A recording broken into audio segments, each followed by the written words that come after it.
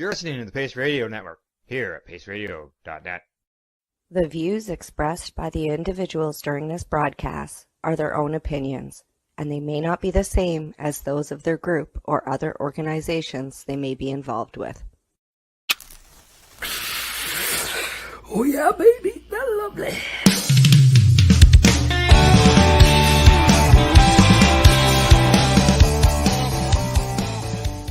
We now wander off the beaten path with an update from the Reefer Reporter.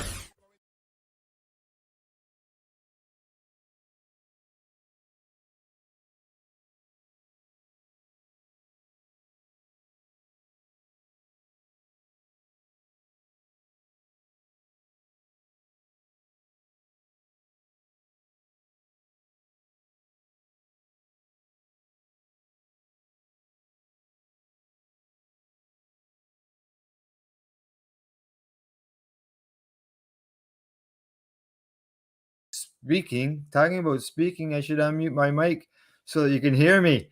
But Rev Kelly is away today, so I will be going in alone. She has lost her voice. She has called in sick, and so she will be back next week, or not next week, because next week's a long weekend, but the following weekend, and she should be able to speak by then. So let's get the show going. We got some news lined up. As long as I got the controls going right and keep myself unmuted, you'll be able to hear me. So here we go. First up, we got Truss recalls 37,000 cannabis beverages over pinhole leaks. That's right, pinhole leaks. Etobicoke-based Truss Limited Partnership is recalling 3 lots of its XMG Cola cannabis drink because of pinhole leaks that could develop in the aluminum cans, potentially leading to leakage and a loss of carbonation. The recall notice posted on Health Canada's website affects roughly 37,379 product units that were sold, according to the notice on Health Canada's website. The recall products were sold between August the 29th and April the 29th and August the 10th in every province except Quebec. The drink retail cost is about $6. They recall XMG Cola cannabis drinks are sold in 355 millimeter cans, and with the following lot numbers: 5204130041, 5205040051, and 5206060051. Neither Truss or Health Canada have received any complaints from consumers related to the recalled products, according to the notice, and no adverse side effects have been received. Obviously, the notice about the recalled product was posted on the Ontario Cannabis Store website that says the cans can be found to develop pinhole leaks, and the recalled notice asks consumers to return the product to the retail store where it was bought originally. So, there you go. You got some pinhole leaks going on in some cans. Unfortunately, the article doesn't state why the pinhole leaks have started, what caused them. But hopefully they found out the problem, because, nobody ever wants to get a hole in their can while they're, in the middle of a drink. All of a sudden they've got their beverage spilling on them. So up next, also from MJ Biz Daily, how a cannabis industrial park is partnering with Canadian micro-cultivators. I thought, this is interesting. What's going on here? So looked into it further. It says that experienced cannabis growers face plenty of challenges transitioning to the regulated market, but Canadian Cannabis Industrial Park, Sitka Weed Works, pitches its business model as a way to help growers make the switch and sell craft cannabis for a profit. The industrial park is based in BC on the southern tip of Vancouver Island. It does business as Sitka Legends and is located on the seaside municipality of Soke. Sitka serves 2 key roles for its partner growers who have a micro-cultivation licenses. It says that micro-cultivators lease production space from them, and Sitka serves as a licensed producer for those small growers processing and packaging their crops and selling it to distributors. The site was originally an industrial park that Sitka repurposed for licensed cannabis production, according to Michael Forbes. He's a majority owner and CEO of the privately held company. And by the time the site was licensed, Forbes said that we had missed a lot of the hype. Goes on to say that Canada's micro cultivation license category opened a new path to the legal industry for legacy market growers in BC. He says it's very, very clear that growers are in my neighborhood. We interviewed over 400 growers and picked the best of the best to lease these units to them. They were built specifically for micro cultivators. Forbes says Sitka's tenant growers pay about $9,000 Canadian per month to rent each unit, which are roughly about 4,500 square feet in size. Sitka has the right to buy the cannabis output, process it, package it, and sell it. The revenue from those sales gets split with the growers, with Sitka taking about a 30% cut. And Forbes says the business model is profitable for both for Sitka and the tenant growers. He believes that partnering with Sitka helps small growers avoid the time and capital intensive process of securing and rezoning land and building out a production facility. And it also provides its growers with the market data to help them focus their production. Forbes says that they are their own companies, but they're our tenants, and they're in contract with us to sell us their cannabis. We're insensitized to make sure that they're growing the right cultivators or cultivars, and the right type of cannabis is so that it sells. Because otherwise, how are they going to pay the rent? Makes sense. It says apparently there's 6 micro growers in its 10 operating units, with some leasing more than one unit. And Forbes says the company has 53 growing units approved, and the plan is to bring on some more growers and add a cannabis nursery as well as a farm gate sales in the future. So there you go. Who knew? Never even heard of it before. That's the first time that I've heard of it. So it was, I guess it's like a industrial park, really, for micro growers to go in there and grow their cannabis. So, all right. And it also gives those micro growers a spot in order to get their product out the door, because they have to go through the larger producers. So that's good for them as well.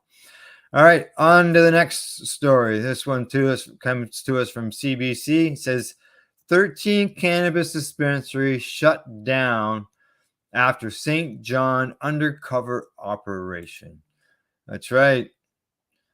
2 police forces in the provincial Justice Department has shut down 13 cannabis dispensaries after December undercover operation.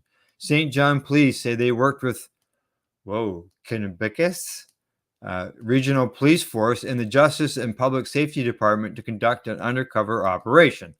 A release says that in December of 2021, undercover officers bought illegal cannabis from the 14 dispensaries, establishing they were contravening the Provincial Cannabis Control Act. Staff Sergeant Andrew McBean says the force then handed the investigation over to the Department of Justice.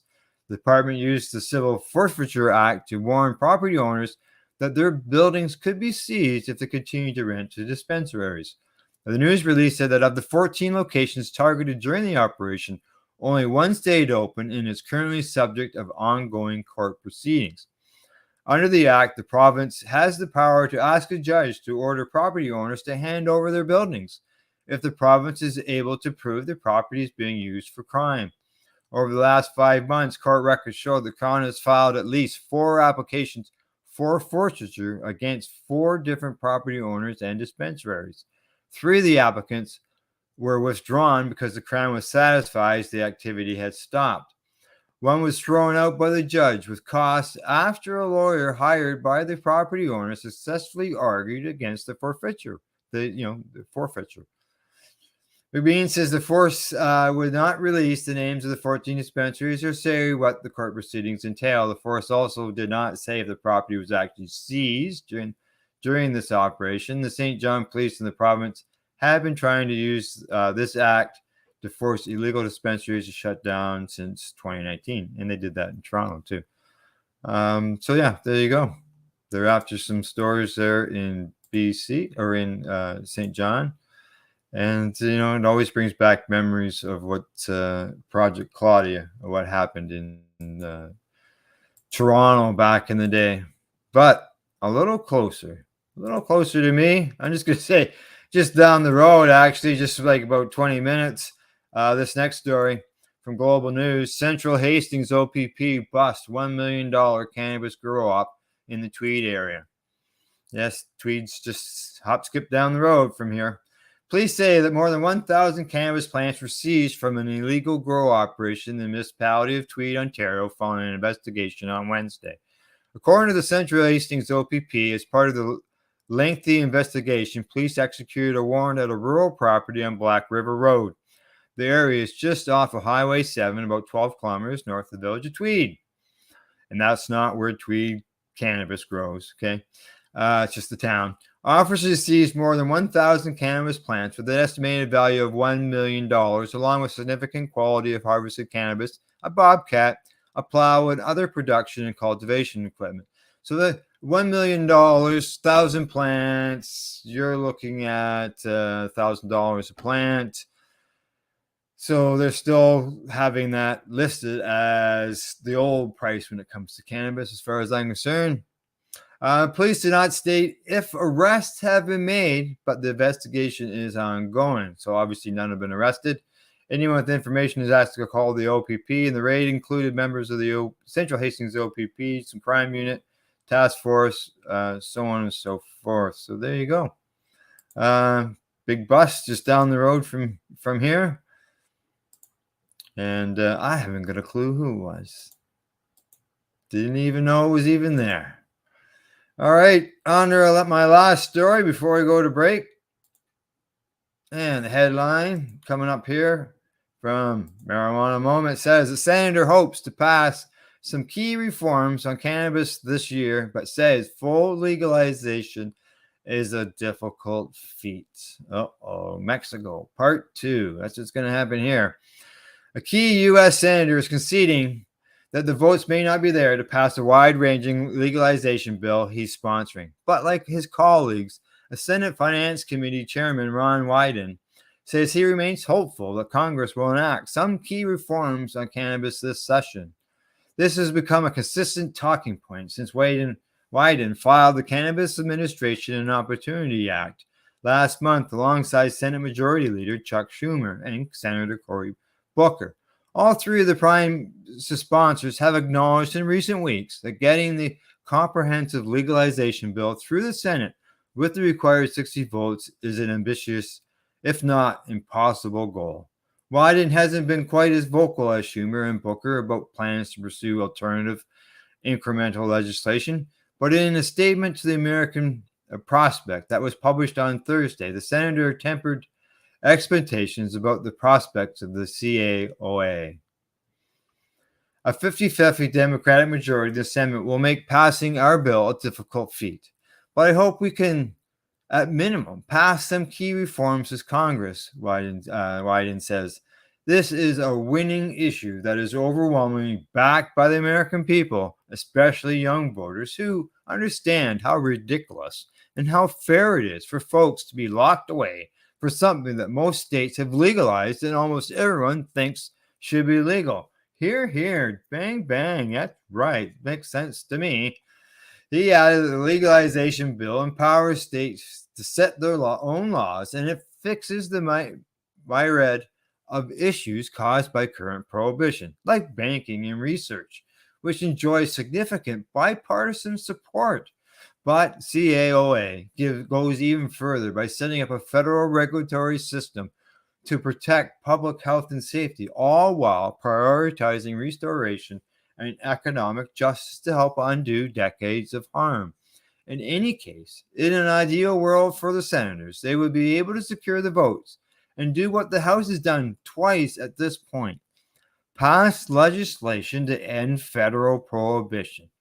But even getting all 50 Democrats on board with the bold reform is in doubt, to say nothing of the concerted opposition it would likely face with the GOP side of the aisle. The sponsors recognize the political reality, which is why Schumer has been in talks with bipartisan and bicameral offices about introducing what would effectively be cannabis omnibus of modest reforms. The so-called Safe Banking Plus bill, which is still being finalized, is expected to contain provisions to safeguard banks that work with the state legal cannabis businesses, provide pathways for marijuana expungements, promote research into the plant, among other potential proposals. Advocates have also been talking with the lawmakers and staff about building on the banking components by incorporating several equity-centric amendments. And they sure do need to change their banking because it's affecting everything worldwide because of that. Majority of Americans, as you know, support ending federal cannabis prohibition, but the Senate just isn't there yet. Now the conversation is about finding common ground and identifying components of the CAOA and other cannabis reform bills that could be merged into a passable package. It's not clear what the final package will look like, but Booker said recently that he expects it to be filed sometime between November and January.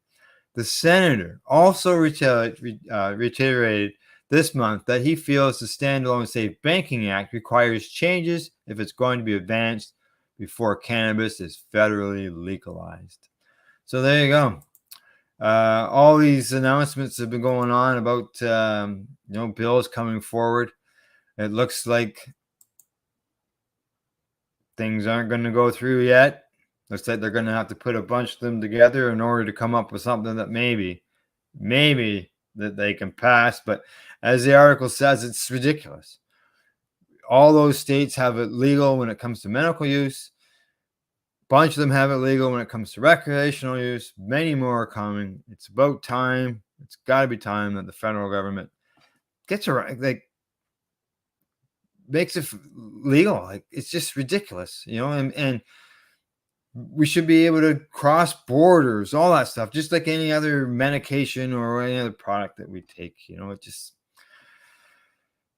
just ridiculous. All right, well, it's that time. I'm just ripping through the stories today. Break time to medicate. Yes, I'm gonna have to have a medication. I'll be right back in about 3.5 minutes. You're watching or listening to the Reefer Reporters. We're live here on the Pace Radio Network. You're listening to the Pace Radio Network here at paceradio.net.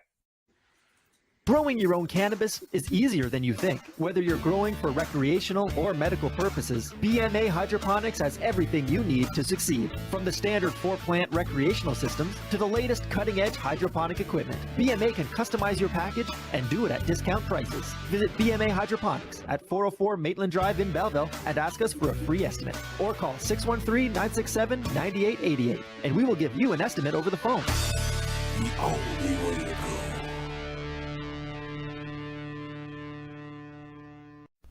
In February of 2022, the Victoria Cannabis Buyers Club and Ted Smith were fined $6.5 million. This for helping 8,500 patients with access to medical cannabis. In our interview with Ted, he spoke to us about how people can donate to help in an upcoming court challenge. And here is part of that interview. From what I've seen lately, I believe that you've got something that you're trying to do as far as fundraising to deal with this next court challenge. For now, people can write checks directly to Jack Lloyd Law Corporation or send e-transfers to save the VCBC at gmail.com. I guess those are the two easiest ways for people to help right now. What do you find at paceradio.net? People advocating cannabis education. A doctor's job is to relieve your pains. And when it comes to growing cannabis, the biggest pain is trimming. Let Dr. Buck Cannabis Trimming Solutions take the pain away. Whether you're a home grower or a commercial operation, we have the cure. From 4 plants to 400 plant. Garden size doesn't matter. Dr. Buck Cannabis Trimming Solutions comes to you with years of experience and professional discreet service. It's simple. We trim your weed and we do a damn good job. Visit drbuckcts.com to book your trimming. Did you know that the Pace Radio Network isn't just a radio network? That's right, because most, but not all of our programming is now done via video and is then podcasted at paceradio.net. So if you want to watch our programming, you'll find us on the Pace Radio Network's Facebook page, plus the show's own page, and you'll find us live on the network's YouTube channel. And don't forget, you can find it all, video and audio, at paceradio.net. At Legacy 420, we believe in being different. Experience the difference of quality control. Our labs provide tested formulations for all of our products. Experience the difference in trust. Our customers can trust that we are following up-to-date COVID precautions for their safety. Experience the difference in accessibility. We're open 7 days a week. Please visit our website, legacy420.com, or contact us for curbside pickup as well as nationwide mail order shipping. Legacy 420 values overall wellness. Come and experience the difference of Legacy 420.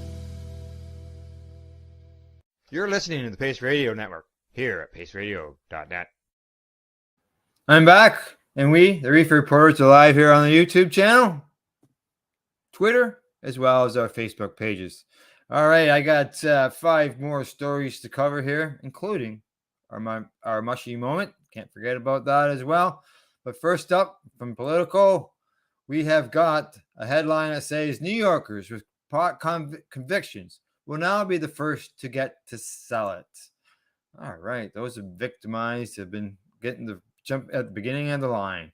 If you or a loved one have a pot conviction, you could have a new employment opportunity. New York will give you first dibs to sell cannabis legally. While 19 states have legalized recreational cannabis, New York is the first to offer its initial dispensary licenses solely to entrepreneurs with cannabis convictions. It's a move aimed at offering an advantage to people disproportionately in Black and Brown communities harmed by the war on drugs. We think that leaning into folks who are not only justice involved, but have their business experience means that we're going to find a bunch of applicants who have gone through significant challenges to still open and operate successful businesses, according to the Office of Cannabis Management Executive Director Chris Alexander. He says that we just took a different approach. Most states have left medical dispensaries to the first to roll out recreational products, which has largely let big fish get bigger. And places like Illinois and Detroit created lotteries or restrictions to promote diverse ownership in their adult use cannabis sectors, to see them marred in legal challenges and legislation fixes for years. So New York, one of the nation's largest cannabis markets, went further. That's right. New Yorkers with past cannabis-related convictions and business experience will get the first chance at conditional adult use retail dispensary licenses. I wonder if that business experience includes being the seller of that illegal cannabis at the time. If selected, the state will set up the applicants with a retail location and financing to help develop their storefronts, with shops opening potentially as early as the end of the year. Did I just say that? The states will set up the applicants with a retail location and financing. Holy smokes. That social equity framework is set forth in the 2020 law as part of the state Marijuana Regulation and Taxation Act, which legalized the cannabis for adult use, underpins the state's efforts to ensure that most harmed by the decades-long prohibition of cannabis and not large multi-state operators are at the center of New York's recreational program. The Democratic-led legislature pushed for the measure as part of the law, but it remains to be seen whether these steps will lead to a truly equitable cannabis market in New York, or if it runs into issues that have befallen other states before it. Keep your fingers crossed. Efforts across the country to ensure that people disproportionately impacted by the war on drugs are able to reap the financial benefits of legalization have struggled to achieve recent results due to legal fights, shoddy implementation, and a lack of funding for pledging entrepreneurs. Now, according to Robert De Paisa, chair of the Cannabis Law Group at Cole Schultz in New Jersey, he says, I think it's naive to think that everything is going to go exactly as planned. That's right. If you look at other jurisdictions that have attempted to create a social equity type program, there are plenty of bumps in the road, and we've reported on some of them here. The online application portal for New York's dispensary licenses, which opened Thursday, runs through September the 26th. New Yorkers who were convicted of cannabis-related offenses in the state prior to the legalization, or whose parent, guardian, child, spouse, or dependent was Wow. And who have experiencing owning and operating a qualifying business will be eligible to apply for licenses. So that rules out the guy who's people who are just selling cannabis. They must also have a significant presence, including residency, assets, or some other connection to the states. Well, some of those people won't have the assets because of the laws that prevented them from owning a business or anything like that because they got busted with cannabis. So, like they say, it's going to be interesting to find out how that worked because it might not work as good as they had hoped. So, all right, on to some stories from the Fresh Toast. We got some study news going on here. First up, new study further proves that THC has a positive effect on PTSD. That's right, as we've always said. Okay, a new study adds more evidence to the theory that THC has a positive effect on post-traumatic stress disorder. Published in the journal Neuropathy and conducted by researchers from Wayne State University, the study found that combination of a specific type of therapy and moderate amounts of THC were particularly benefit for people with PTSD. That's right. Researchers conducted a double-blind experiment on 51 participants. These subjects were randomly given 7.5 milligrams of THC or a placebo and were kept under supervision and timed. Participants were scanned on an fMRI and researchers conducting regular check-ins on their mental state. After consuming their pills at the peak of the THC's effect, researchers provided participants with emotional regulation tasks, like showing participants triggering images and repeating this with the goal of having them reappraise them and successfully regulating their emotions. Results show that only participants who had consumed THC were able to reduce and manage their negative emotions. The compound also activated areas of their brains that are normally stunted in people with PTSD. According to the study's authors, they say that THC may prove to be a beneficial pharmacological adjuvant to cognitive reappraisal therapy in the treatment of PTSD. This study isn't the first to find a link between THC and PTSD, but is the first to see THC's impact during cognitive reappraisal tasks for individuals with PTSD, which is important. When patients are able to successfully reappraise their emotions, they're more likely to repeat this behavior in the future, reducing anxiety and negative responses. This suggests that THC could become an effective way of treating these patients and improving their symptoms. So there you go. Another good study. It comes out with good information. The fact that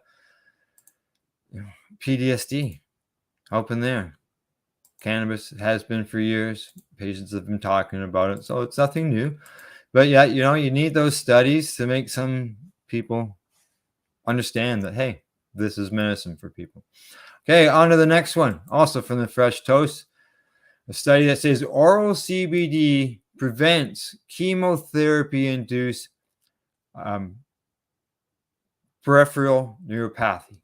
I'll get that word out there. Okay, here we go.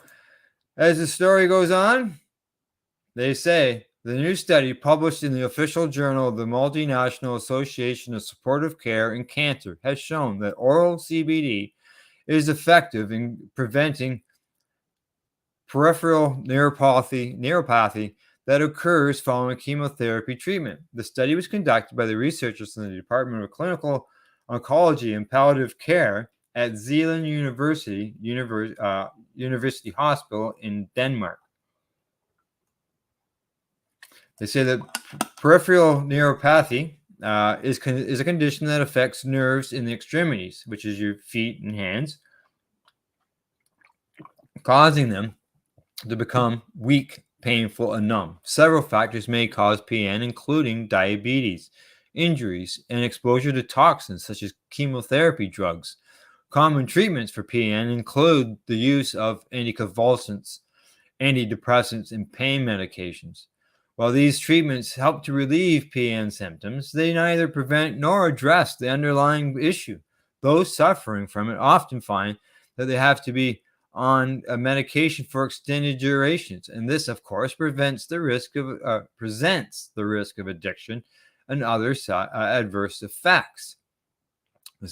Cannabinol is one of the numerous products, they say, that can help. This includes the treatment of seizures. As I say, we know a lot of that stuff. The recent study was conducted to investigate the potential of CBD in preventing peripheral neuropathy in cancer patients receiving chemotherapy treatment. The patients were offered 2 150 milligram doses of CBD. The treatment started a day prior to chemotherapy treatment and was continued for 8 days. A control group, patients that did not receive CBD treatment, was also created. At the end of the study, the researchers concluded that CBD attenuates that the early symptoms of chemotherapy-induced PN without causing any major adverse effects. So what's next? While the neuropathic benefits of CBD have been studied in the past, not much has been covered regarding its potential and the potential prevention or treatment of peripheral neuropathy. From this new research, it's apparent that CBD can offer hope to those suffering chemotherapy-induced PN. They say this finding warrants further research in the form of randomized clinical trials. So yet again, something that's going to help patients. Got to get that stuff done and get it out there so people can't say there's not enough studies. That's always seems to be their excuse. Not enough studies. So get the studies out there and people will see. All right, here's some good news for some patients down in Australia. That's right, Australia. That's because why some cannabis users could soon be allowed to drive on Australian roads as government considers a major change to the rules.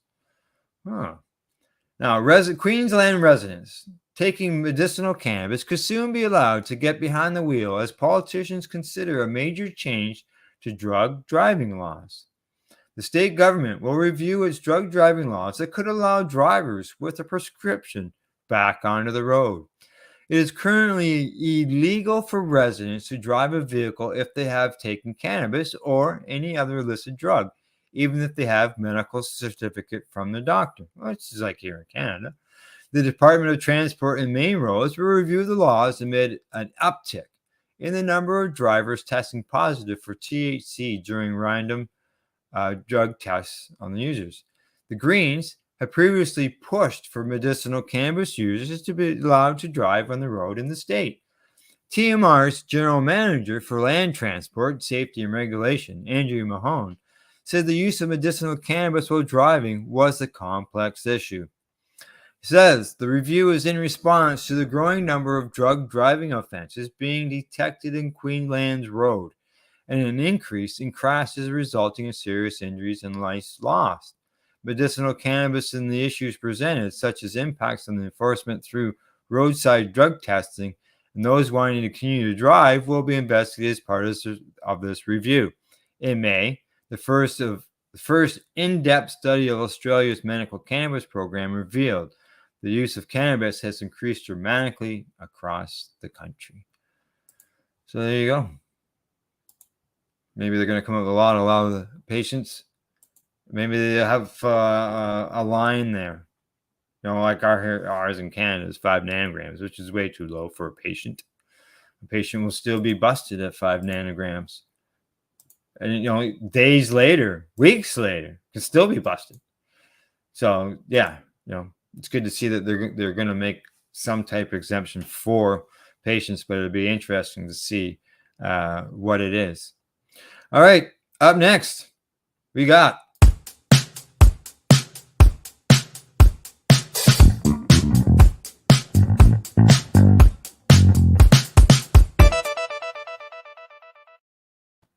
That's right. It's time for the Mushie Moment. And today's story headline says, study finds psychedelic experiences can lessen fear of death and dying. Well, that's a good thing. A new study conducted by researchers with Johns Hopkins Medicine has found that psychedelics may lessen the fear of death and dying. The survey study of more than 3,000 adults found that both psychedelic consumers and those who had lived through near-death experiences reported less fear of death. The results were published in the peer review of PLOS One. During self-reported survey data, researchers tracked changes in attitudes about death and other persisting effects in individuals who had an experience that altered their benefits or their beliefs about death, occasioned by either psychedelics or a near-death experience.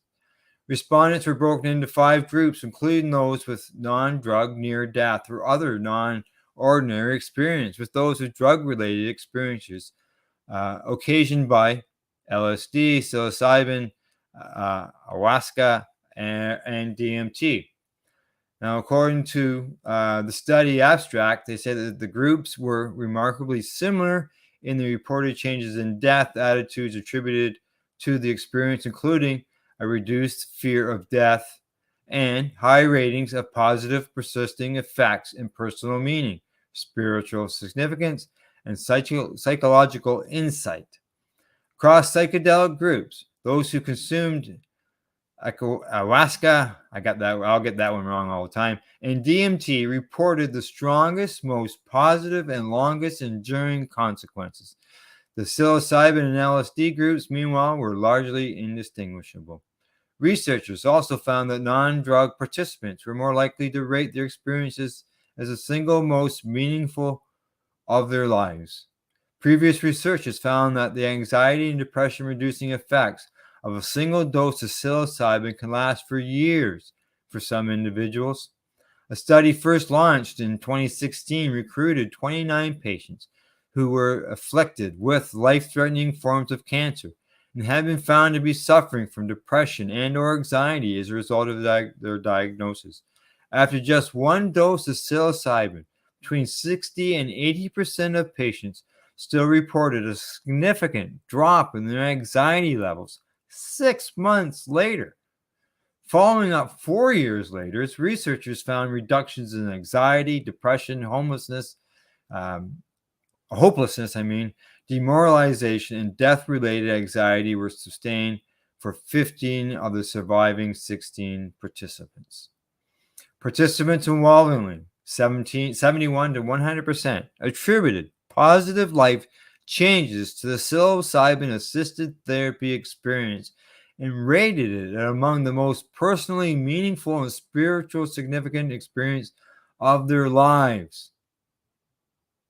Earlier this month, 8 Canadians filed a chartered challenge against the Government of Canada and the Ministry of Health regarding patients' access to psilocybin and its therapy. Several of the plaintiffs have terminally diagnosis, and they argue that the current modes of accessing psilocybin for medical purposes, that's obtaining a personal exemption from the Ministry of Health under Section 56, and working with a doctor to obtain an authorization through the Canada's Medical Special Access Program or enrolling in a clinical trial do not adequately serve the need of patients. The challenge is supported by Therasville, a BC-based nonprofit that has fundraised to cover legal fees and has previously worked with each of the plaintiffs to help them secure legal access to psilocybin. The CEO, Spencer Huxford, says, "If we get this, nobody in Canada will ever have to go to court again for accessing psilocybin.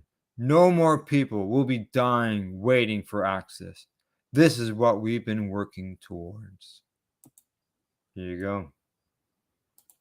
Good to know someone's out there working for the patients, and it's the company that's involved. Last time it was directly patients trying to get their access to the medical cannabis, and now it's patients that are trying to get access to their psilocybin to help them. So it's good to see that a company, and I believe it's a non-profit company, has jumped in order to be able to help patients with access to the medication.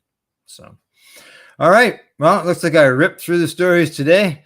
Other than that, that's our Reefer Report from the Legacy420.com news desk for August the 29th. And as we close the show, I'd like to say thanks to our sponsors, Legacy420.com, BMAHydroponics.com, drbuckcts.com, plus the Camelford Lifestyle Shop in downtown Camelford. Big thank you to you guys for watching and listening. Just to me today, but hey, still got the news done. Other than that, don't forget to educate, medicate, and do not incarcerate. Oh yeah, baby, that's lovely. You're listening to the Pace Radio Network here at paceradio.net. The views expressed by the individuals during this broadcast are their own opinions, and they may not be the same as those of their group or other organizations they may be involved with. BMA Hydroponics has everything you need to succeed. Visit our hydroponics superstore at 404 Maitland Drive in Belleville, and we'll show you how to grow your own quality cannabis for pennies per gram. We're open Mondays, Tuesdays, Wednesdays, and Saturdays from 10 a.m. to 5 p.m. and Thursdays and Fridays from 10 a.m. to 7 p.m. Call 613-967-9888. BMA Hydroponics. It's worth the drive. The only way to go. At Legacy 420, we believe in being different. Experience the difference of quality control. Our labs provide tested formulations for all of our products. Experience the difference in trust. Our customers can trust that we are following up-to-date COVID precautions for their safety. Experience the difference in accessibility. We're open 7 days a week. Please visit our website, legacy420.com, or contact us for curbside pickup as well as nationwide mail order shipping. Legacy 420 values overall wellness. Come and experience the difference of Legacy 420. Did you know that the Pace Radio Network isn't just a radio network? That's right, because most, but not all of our programming is now done via video and is then podcasted at paceradio.net. So if you want to watch our programming, you'll find us on the Pace Radio Network's Facebook page, plus the show's own page, and you'll find us live on the network's YouTube channel. And don't forget, you can find it all, video and audio, at paceradio.net.